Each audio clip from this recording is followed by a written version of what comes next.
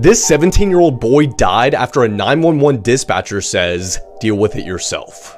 In 2015, a teenage girl named Esperanza made a 911 call after her friend Jaden was shot in a drive-by shooting at a house party. Matthew Sanchez, the dispatcher who answered the call, quit his job after the following audio clip was released to the public. I'm keeping him alive. Okay, is he not breathing? Barely. There's one of us. There's okay. One of us. Yes. There you go, James. Good job. Just stay with me, okay? Okay?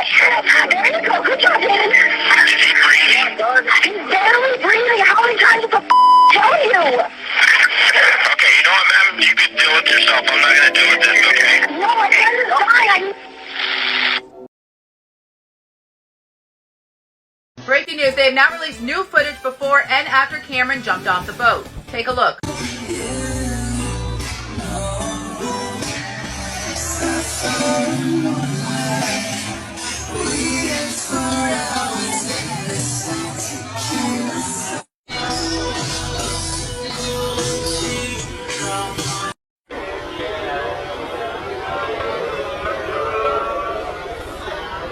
Here is an image of his peers on board while they are searching for him. Additionally, here is an overview of the vessel.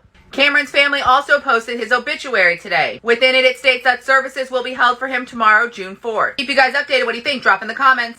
I have an update on the serial killer who is on the loose in California right now. If you've missed my prior videos, there is an actual serial killer who is on the loose right now in California. At the time of my last video, he had a total of 5 murders under his belt, but I regret to inform you that since then, he has added 1 more to the list, bringing the death total up to 6. He was also blamed for wounding a woman via gunshot wound, which is very out of character for him because we've realized that all of his victims have been male and 4 out of 5 of the last prior victims were all Hispanic. So very out of character for him. But I make this video to tell you this. If you live in Stockton or any of the surrounding cities, or quite frankly anywhere in California at this point, especially Central California, you need to be on guard and stay diligent. Make sure you lock your doors at night and make sure you limit how often you go out at nighttime, especially if you live in Stockton or any of the surrounding cities. It may sound extreme, but one of the most important things right now is your general safety. And that's all I got for now. I'll continue to keep you updated on the situation, but for now,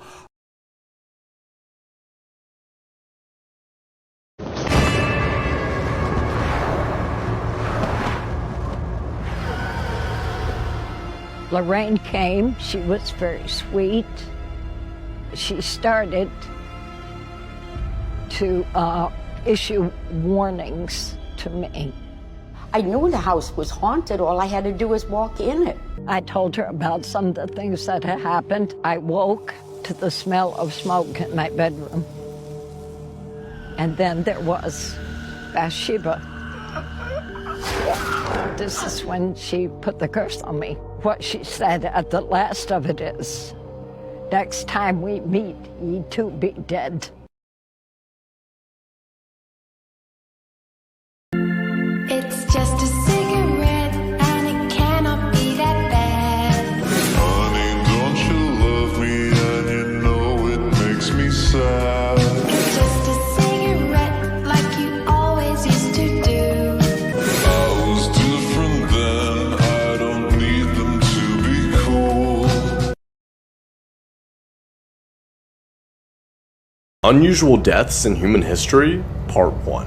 A little under a month ago, the body of a 39-year-old man was discovered hanging upside down inside the leg of a papier-mâché stegosaurus. He crawled inside head first, trying to retrieve his phone, but got trapped, causing him to experience a slow, painful death. In 2019, a Sri Lankan man was trampled to death by a wild elephant after jumping out of his car and attempting to hypnotize it.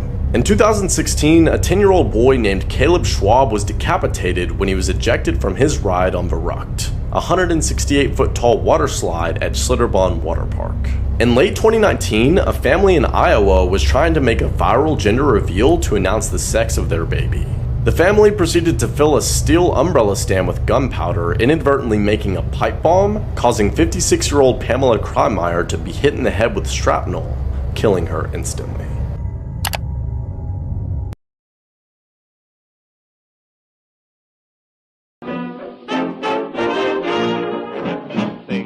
bother you, they never bother me. I feel happy and fine, living in the sunlight, loving in the moonlight, having a wonderful time. Haven't got a lot, I don't need a lot, coffee's only a dime. Living in the sunlight, loving in the moonlight, having a wonderful time.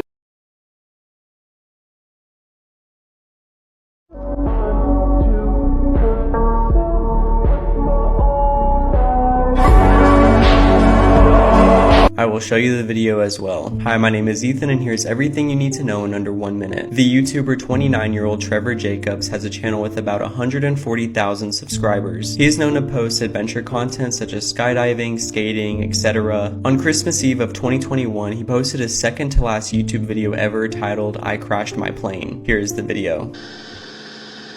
Holy I'm over the mountains and I get out an engine out.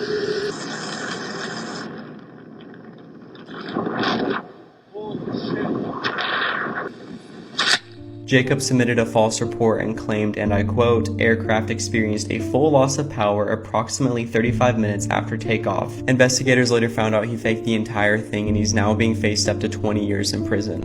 This year, Gypsy Rose Blanchard will be released from prison. If you know the case, you know in 2016, Gypsy was sentenced to 10 years for the murder of her mother. She's since gotten married in prison and made parole, with her release date scheduled for December 31st, 2023. According to prosecutors, many of the decisions made in Gypsy's case have come from an understanding that she believed she was seriously sick. But as we now know, it was all fabricated by her mother Dee Dee for sympathy and attention. By 2010, Gypsy had become aware that she wasn't 14 like her mother said, she was 19. Aware but terrified, Gypsy almost never left the Springfield home that was built specifically for her and Dee Dee. But she would stay up late in the house on her computer.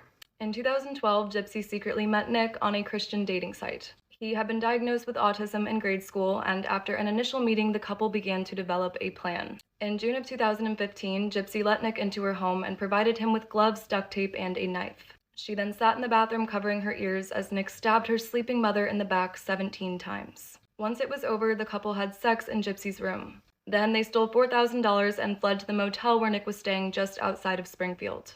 From here, Gypsy and Nick mailed the murder weapon to his place in Wisconsin. They followed closely behind on a bus, with Gypsy admitting that at this point she thought they had gotten away with it. But of course they didn't. On June 14th, Gypsy also posted this to Facebook. This obviously led to a welfare check where police found Dee Dee's body and Gypsy's empty wheelchair. The immediate thought was that Gypsy had been abducted, helpless without her medications and support equipment. In the end, it was one of Gypsy's neighbors who told police what she knew about her online boyfriend. Police tracked the IP address from her Facebook account, and this led them directly to the couple in Wisconsin. Gypsy ended up taking a plea deal and was sentenced to 10 years, while Nick was sentenced to life. As one doctor had suspected before, Dee Dee was the one who was actually sick. So again, today Gypsy is up for parole. She got married in prison last year, but the couple has reportedly split after just 4 months. Unfortunately, Gypsy's friends and family are concerned about her release, saying she needs to change her behavior, refuses help, and could end up back in prison. As of March 1st, a judge has denied Nick's motion for a new trial.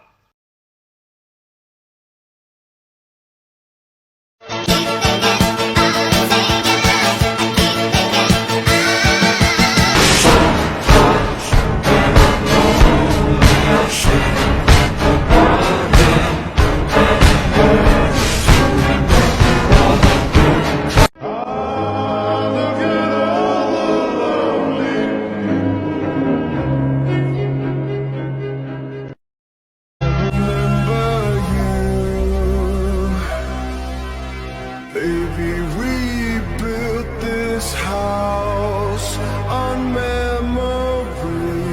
Take my picture now, shake it till you see. These are some extremely unsettling facts, and I found all these on Reddit. Number 1, the Russian dead hand. Now I already hear you saying it. What's the Russian dead hand? Well, the Russian dead hand is an extremely realistic end to the Earth as we know it. If Russia's government ever gets overthrown or they detect a nuclear threat, they have a protocol called the Russian dead hand. This protocol will essentially send out nuclear warheads all across the world. And I'm sure I don't need to tell you why that would be bad. Number 2, Yellowstone.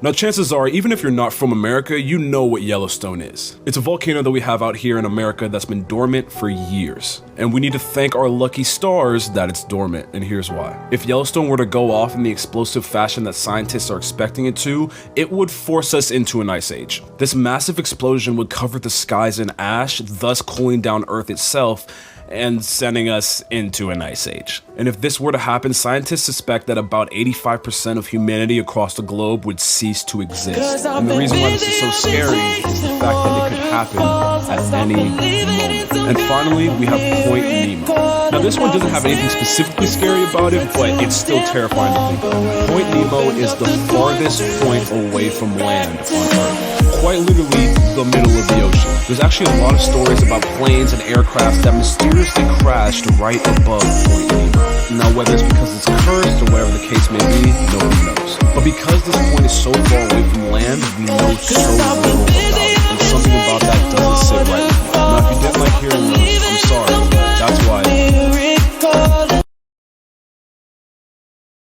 This is what happened to 14-year-old Norma Lisbeth and how she was killed after getting into a fight with her school bully. Norma Lisbeth Ramos was a 14-year-old girl that lived in Teotihuacan, Mexico. She was the youngest of three. She had an older sister named Alma and an older brother named Omar. Now, we don't really know much about Norma, but her friends and family say that she used to be filled with so much happiness and life. She wanted to grow up, she wanted to become a nurse and help others. However, as Norma started to grow up, that light and happiness once inside of her started to quickly fade. This is because Norma was being bullied at school. Some of her friends have come forward and said that the bullying started all the way in elementary school. People would make fun of her skin color, they would call her morenita, they would make fun of the fact that she had curly hair. The kids were brutal to her, and most of the aggression came from another student named Asara Eileen. It seemed like Asara was obsessed with bullying and tormenting Norma. She would make fun of Norma's skin color, she would make fun of the fact that Norma's family didn't have a lot of money. She would even tell the other students, if you try to be nice to Norma, if you try to talk to her, if you try to be her friend, we're also going to bully you.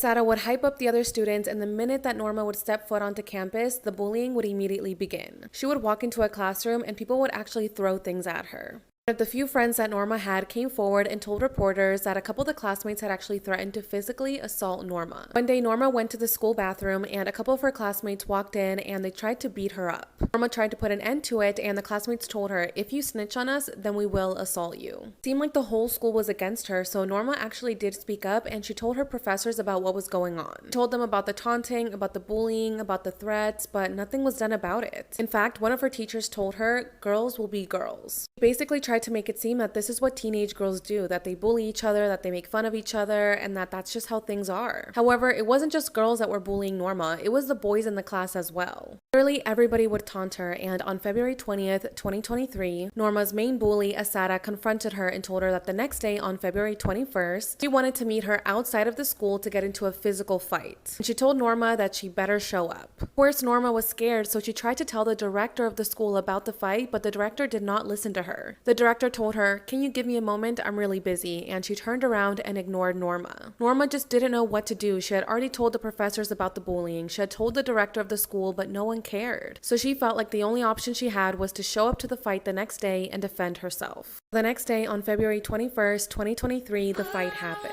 There is footage of this fight and it's very intense. Sara is the one wearing the skirt and she just went absolutely crazy on Norma. At one point, she grabbed a stone and she started hitting Norma on the head with the stone. What's crazy is that there was a group of students just standing there watching this and cheering on the fight. At one point, Norma starts bleeding and the classmates actually laugh at her. Okay, more in part 2. If you're thinking about ignoring your gut instinct, don't. Here are 3 reasons why you should trust it. BuzzFeed user Vodka Sunshine said that when she was in college, there was this really cute guy in one of her classes. A week or 2 in, they had to work together on a small project, and she was pretty excited about the opportunity to get to know him. After speaking to him though, she got a really bad vibe from him, but nothing specific that she could put her finger on. She said that she lost all attraction to him and knew that she should keep her distance. A month or 2 later, their teacher announced that the guy had been arrested for murdering a girl he was dating. Reddit user Helios21 said that he was at a club on a boardwalk with some buddies in Puerto Rico. He said that he just didn't feel right and he told them that they should leave. They fussed and moaned, but eventually they all left. Before they even hit the parking lot, a massive shootout broke out inside the club. The front door guy was shot to death and a few of the people inside were as well. It was literal pandemonium, people screaming and running everywhere. The ride back to their place was quiet, but they all knew they got really lucky that night. Reddit user BreakTD said that over 20 years ago when he was 17 or so, two of his buddies came to pick him up to get the night started. He got in the back of their car, but as soon as he sat down, he had a feeling of impending doom rush over him. He said that he had never felt that feeling before, and never felt it since. He immediately asked to be let out with some excuse and said that they would catch up later. He got out, and he said the feeling quickly faded, so he went on about his day. About 2 hours later, he catches up with some other friends, and they immediately tell him that the two friends that came to pick him up earlier were involved in a major car accident. Both were seriously hurt and in the hospital. The accident happened about 10 minutes after they tried to pick him up. They both survived. The car did not survive though. It was struck in the passenger side rear right, where he would have been sitting. Reddit user BreakTD said that he was pretty positive after seeing the damage done that he would not have survived. This is the most horrifying chimpanzee attack that you might ever hear. James and LaDonna Davis, aged 62, never had children of their own. So when they adopted Mo, a chimpanzee baby stolen from the wilds of Tanzania, they were over the moon. Mo the chimpanzee was more than a surrogate child to them. He was their child. He wanted for nothing. He had the finest of clothing and toys and food. And he had a dark side. Mo had begun to show aggression, but when he bit a woman's fingers off at his birthday party, that was it. The Davises tried to hide it and deal with it out of court, but the state got involved, and they came and offered an ultimatum.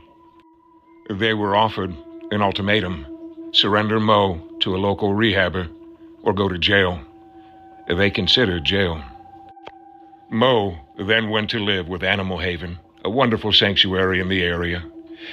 The owner, knowing exactly how much Mo meant to the Davises, allowed them to visit as they could, and every year they brought a birthday cake and they celebrated with their chimpanzee son, Mo. The 40th birthday party was a real doozy. Mo was at a picnic table enjoying his birthday cake when two of his chimpanzee cronies broke out of their enclosure and began to attack the Davises viciously. They went directly for James. They only bit LaDonna's finger off when she tried to get involved and help her husband. The screams of the humans present mixed with that of the chimpanzees to a violent, horrifying crescendo. The chimpanzees held James down and bit off his fingers first. They worked on his toes, then they took his nose, his ear, and finally his genitals. They emasculated James in front of his wife. They were able to separate James from the chimpanzees and get them in their lockout. James lived. Some say Mo wasn't involved in the attack, and some say otherwise. We don't know exactly why the chimpanzees attacked the Davises that day. Was it jealousy, perhaps, not being included in the fun? Believe it or not, this story gets even crazier. Because of the fallout, Mo is transferred to a new facility, Jungle Exotics, and 2 years later, he breaks out and goes on a rampage in California. A manhunt ensues. If you would like a part 2, let me know in the comments. And if you haven't followed yet, what's taking you so long? Thank you, friends.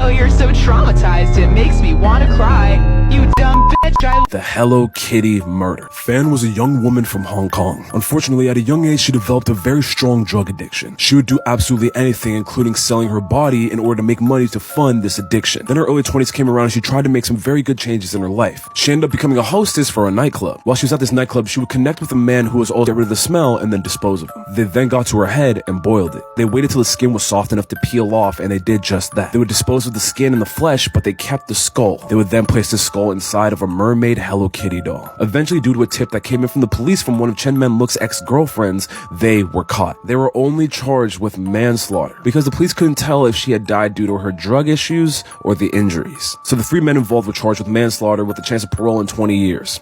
This is the haunting true story of Jennifer's solution. Jennifer Pan was an Olympic caliber figure skater and straight-A student who won many scholarships and early acceptance to college. Her parents had high expectations and wanted Jennifer to do well in college so that she could become a successful pharmacist. But this all changed in 2010 when police received a horrifying phone call. What's your name? My name is Jennifer. Someone just broke in? Someone broke in and I heard shots like pops. I don't know what's happening. I'm tied upstairs. Jennifer made this disturbing call to police right after she witnessed 3 men break into her home and murder her mother and leave her father fatally injured. But the next day, when Jennifer was being interviewed by police, she admitted that she was the one to hire the killers. Jennifer then told the officers that her parents were putting so much pressure on her to succeed that the only way she could get freedom was by hiring 3 hitmen to kill them and make it look like a home invasion. 2 men have recently been arrested in connection with the disappearance of 14-year-old Andrew Gosden, and this 15-year-old mystery might be a bit closer to being solved. Andrew Gosden was born on the 10th of July 1993 and lived with his family in a suburb of South Yorkshire. Andrew was known for being a gifted student with a 100% attendance record at his school. He also used to be a Cub Scout, but a few months before he disappeared, he told his father that he didn't want to involve himself with the group anymore. Andrew's family described him as a home bird, and though he had a small group of friends, he was perfectly happy being on his own. In fact, Andrew's family actually said that he didn't really socialize outside of school. He loved video games and metal music, which you can see in a lot of the photos because he's wearing metal shirts. In the year 2007, when Andrew was 14 and just going back to school that September, he actually broke his routine and acted out of character a few times. Twice he had walked home from school rather than taking the school bus, which was 4 miles and would have taken him an hour and 20 minutes. And on the morning of the 14th, he seemed a bit more irritable than normal and had trouble waking up, which was unusual, as his mother said. At 8:05 that morning, he left his house and was seen walking across the local park to his usual bus stop. But instead of taking the bus, he walked to a local cash machine and withdrew £200 out of his bank account. He only had £214 in his account, but the cash machine only let him take out 20s. He was then captured on CCTV footage returning home and placing his school uniform in the washing machine. He then changed into more casual clothes and took his keys, wallet, and a portable PlayStation console. He hadn't taken his passport or ID, and he left behind £100 in cash that he had saved up from his birthday. He soon walked to the local train station and purchased a one-way ticket to London, which cost $31.40. A return ticket was just 50 cents more, but Andrew insisted on buying just the single ticket. After getting on the train, he arrived in London at King's Cross Station at 11:20 a.m. and was captured on CCTV footage leaving the main entrance.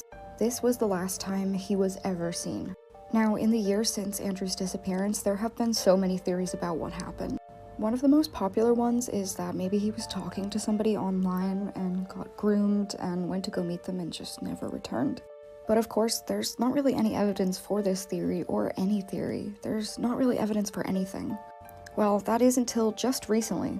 In December of 2021, detectives investigating the case actually arrested 2 men on suspicion of kidnapping and human trafficking in relation to Andrew's case. Both men have been released while the investigation is continuing, but isn't this absolutely terrifying? For years, Andrew's family and the rest of the world have wanted answers, and though we did want answers, this is not welcoming news. However, it does lead to the possibility that Andrew could still be out there somewhere.